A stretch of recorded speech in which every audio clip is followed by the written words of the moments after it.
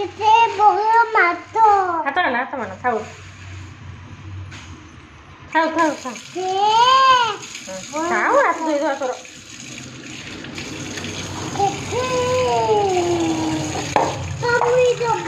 କାମୁଡ଼ି ଦେବ ନାଇଁ ଲୋ ସେ କ'ଣ କାମୁଡ଼ିବ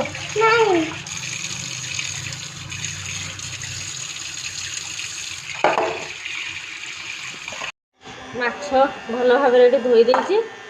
ଏଥିରେ ବର୍ତ୍ତମାନ ପକାଇବା ହଳଦୀ ପକାଇଦେଲି ଟିକେ ଏଇ ଲୁଣ ତାପରେ ଟିକେ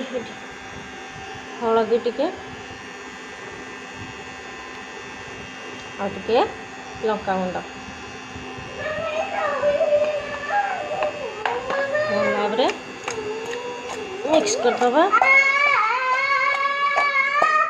ହାତରେ ବି ତାକୁ ମିକ୍ସ କରିହେବ ବଟ୍ ଏମିତି କରିଦେଲେ ହେଇଛି ଚାରିଆଡ଼େ ବି ସେ ମିଶିଯିବ ଏଗୁଡ଼ା ରସୁଣଟା ଆଣିକି ପକାଇଦେଲାଣି ତାୱାରେ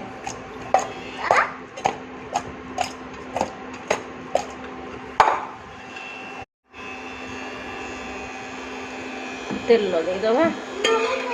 ତେଲ ଟିକେ ଗରମ ହେଲା ପରେ ତାପରେ ମାଛ ଭଜା ପକାଇବି ଆଉ